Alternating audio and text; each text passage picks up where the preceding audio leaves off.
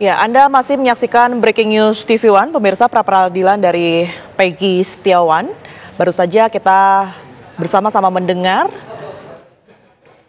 isi dari replik yang kemudian dibacakan. Kita akan kembali berbincang dengan pakar hukum pidana, Mas Heri Firmansyah, yang saat ini masih tergabung bersama kami di studio. Mas Heri, ini mungkin bisa diceritakan ya, tadi sudah dibacakan replik begitu, yang saat ini muncul atau tampak di layar kaca ini apa sebenarnya aktivitas yang mungkin berlangsung di sana? Ya, mungkin masih ditanya ya, apakah ini ada perubahan atau ada revisi atau ada tambahan dan lain sebagainya. Karena kan nanti akan diserahkan ke yang mulia ya, karena bukan majelis sifatnya, karena peradilan itu hanya hakim tunggal, maka masih diperkenankan dalam tahap ini.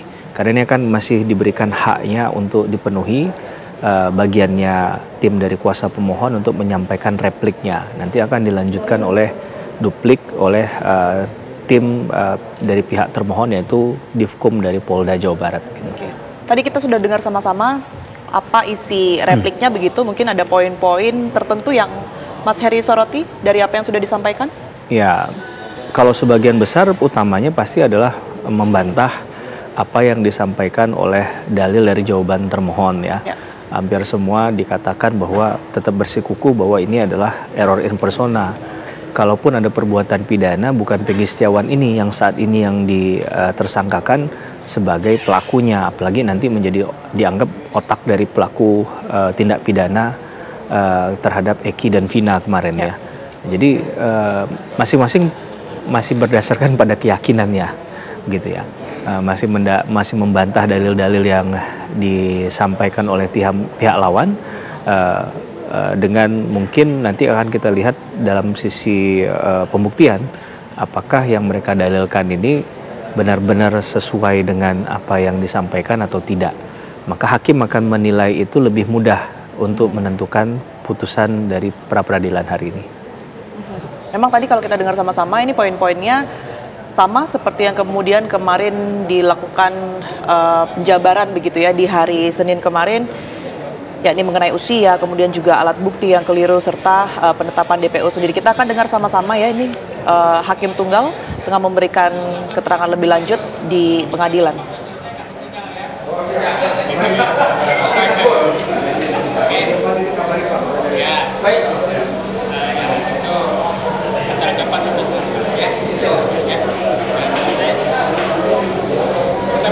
Lagi ya, yang kedua ya.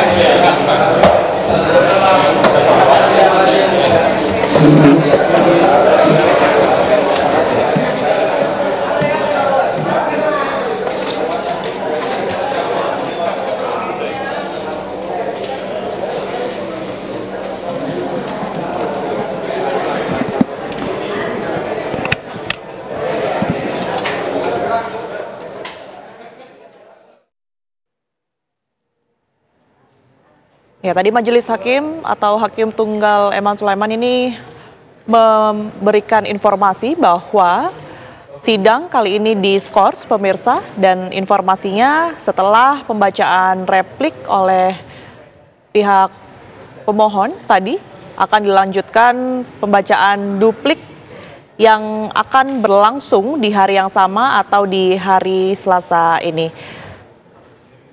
Anda bisa lihat bahwa tadi memang keluarga dari Peggy Setiawan juga tampak hadir di pengadilan begitu. Ada ibu dari Peggy Setiawan Kartini dan juga ayah serta tentunya keluarga hukum dari Peggy Setiawan. Kami informasikan kembali bahwa sidang hari ini beragendakan memberikan jawaban dari pihak pemohon,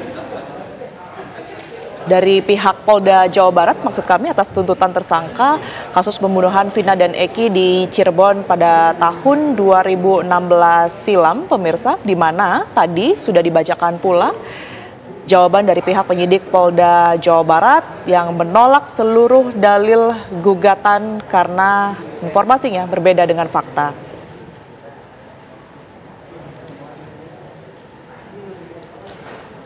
Kemarin pada hari Senin ini dari pihak pemohon telah memberikan argumen pembelaan terhadap penetapan Peggy Setiawan sebagai tersangka sebanyak 35 halaman kepada Hakim Tunggal Eman Sulaiman.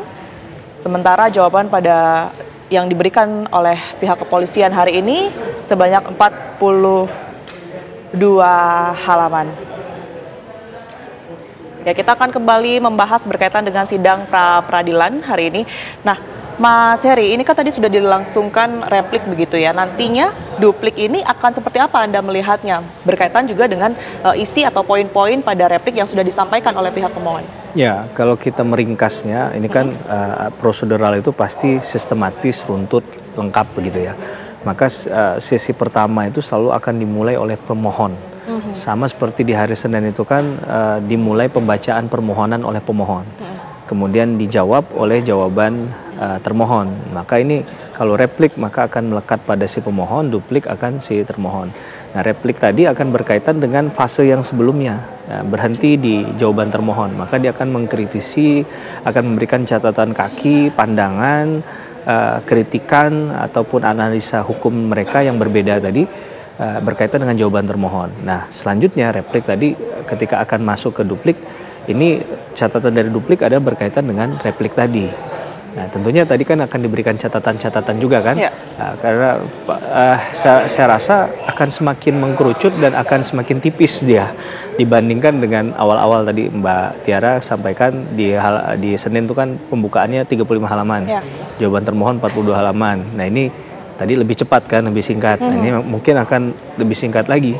Nah, tapi bisa saja kalaupun tidak singkat, setidak-tidaknya tidak melebihi dari jumlah halaman yang di awal ya. Walaupun gitu ya. Ini tidak ada ketentuan hukum acara ya, harus berapa halaman dan lain sebagainya, itu diserahkan sepenuhnya keleluasaan bagi masing-masing pihak untuk memanfaatkan hak hukumnya gitu. Baik, penyampaian duplik ataupun juga replik ini setidaknya lebih fokus, lebih mengerucut dibandingkan dengan penyampaian pembelaan dan juga jawaban sebelumnya. Kita tahan terlebih dahulu, Mas Heri, kita jeda terlebih dahulu. Breaking News TV One masih akan kembali ke hadapan Anda pemirsa usai jeda berikut ini, tetaplah bersama kami.